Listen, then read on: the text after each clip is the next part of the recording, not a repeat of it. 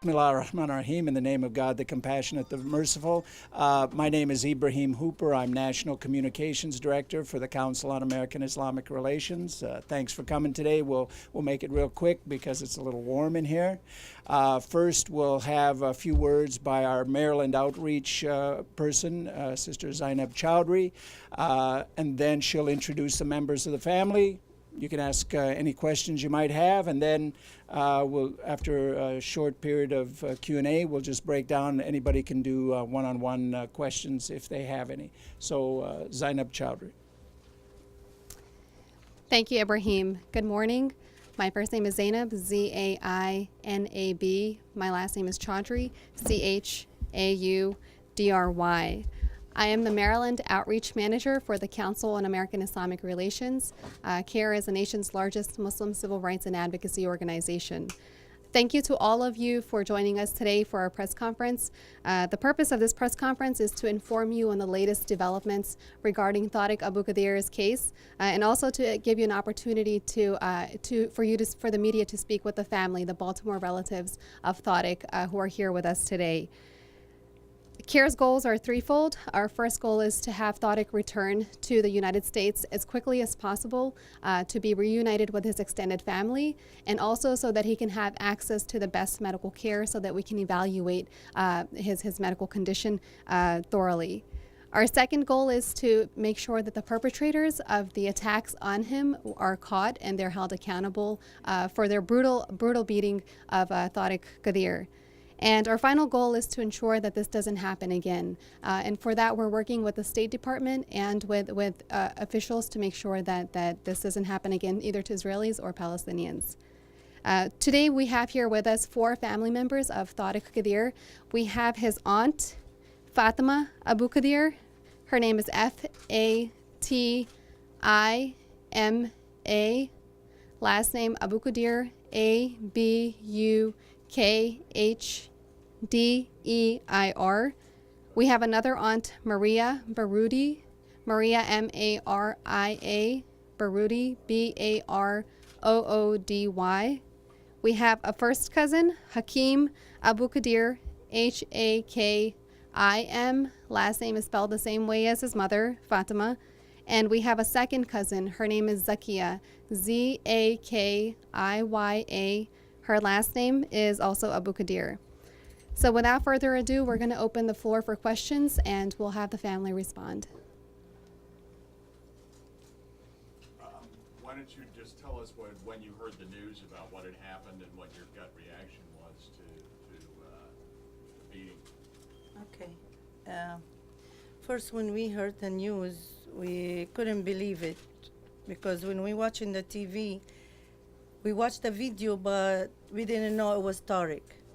And when we find out, first of all, I was broke to tears. Then I was in shock, and I started calling back home, in and out, to catch someone to answer me.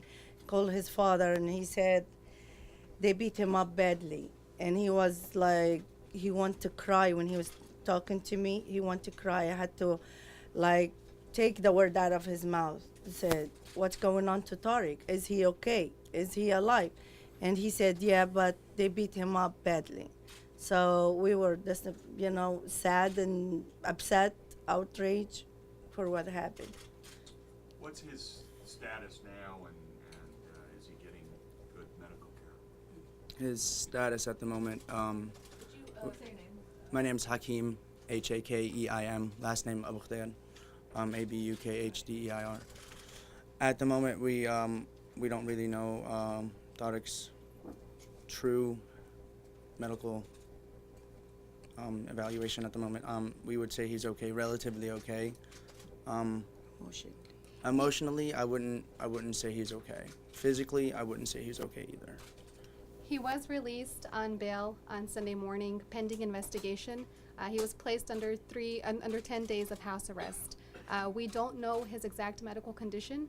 We don't know whether he's been able to receive medical care, extensive medical care. We know that he has been evaluated, but we don't know to what extent he's been evaluated.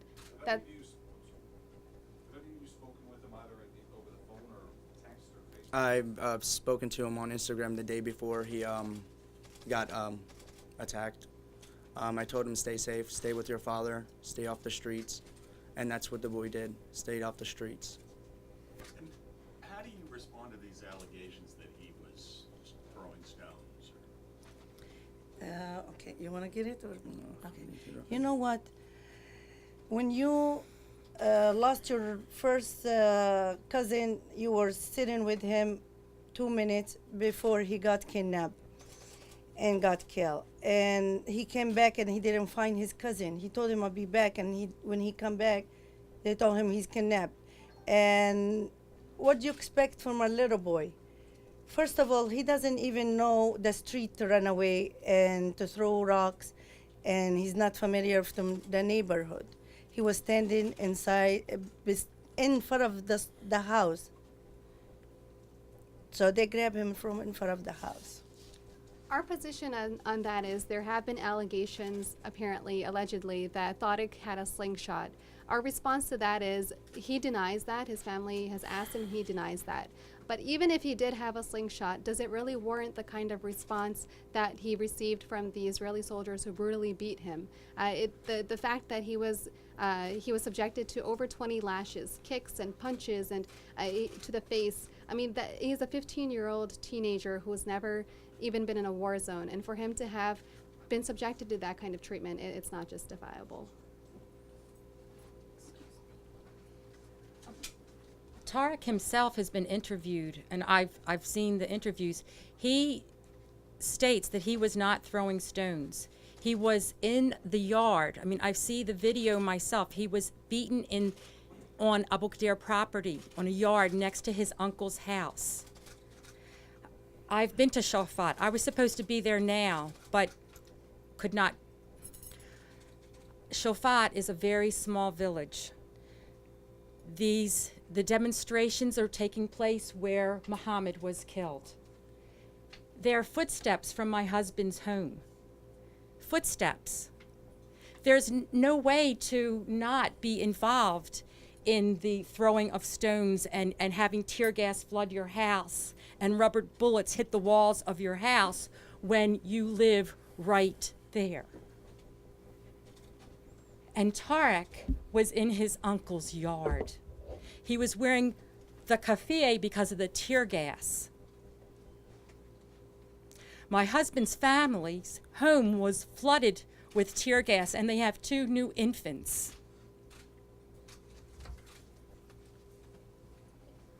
I feel kind of like I'm monopolizing this, but nobody else is asking questions, so I'll keep going. Do you have any faith in the Israeli investigation of what happened? Honestly speaking, I don't really know if we have faith in the Israeli government at the moment. I really hope we do have faith in the United States government to see that this does come to light and that we do receive justice for Tariq. What's happened to your other nephew and cousin, essentially, Muhammad? Can you talk a little bit about how it's certainly sparking some crisis there?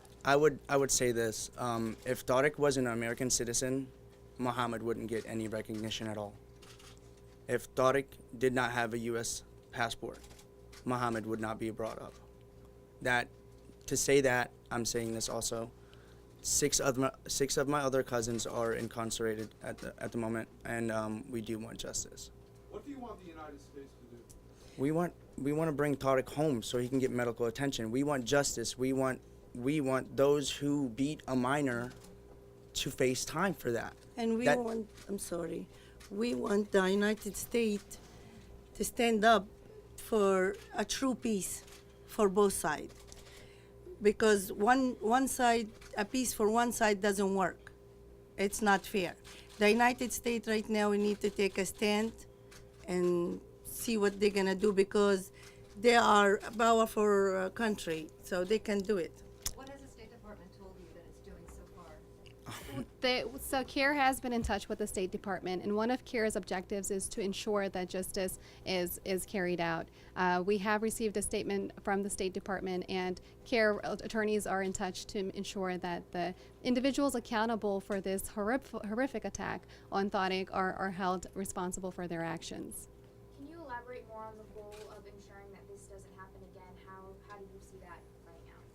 So part of that would entail working with the State Department, working with authorities within the United States government and with authorities in the Israeli government to ensure that the individuals who are held accountable are held responsible, and that steps are taken to make sure that that this doesn't happen again.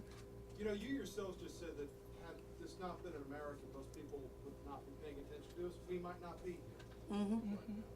What would you say to people, though, that don't pay attention to violence on both sides in that part of the world that goes on every day out of the radar of most Americans? And I'd like the family. Would you like to?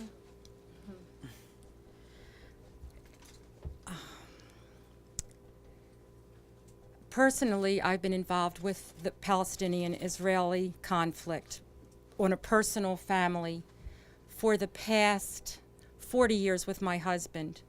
But as an Arab American growing up in this country, I've been living with this every moment. And what I have found throughout my life is that the Palestinians, the Arabs, have been dehumanized.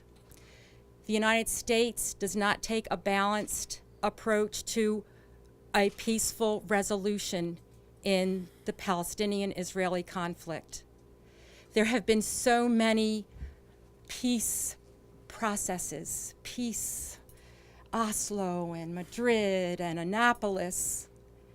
No one wants peace in this part of the world. So part of our hope is that this opens everybody's eyes to the reality on the ground.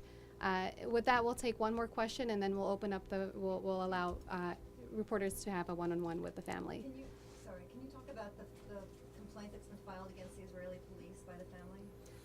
We can't go into details, but we can confirm that the father, Saleh, was accompanied by U.S. consulate officials, and a complaint has been filed against the soldiers who engaged in this horrific attack. Thank you very much, and the family is available if you want to ask one-on-one questions.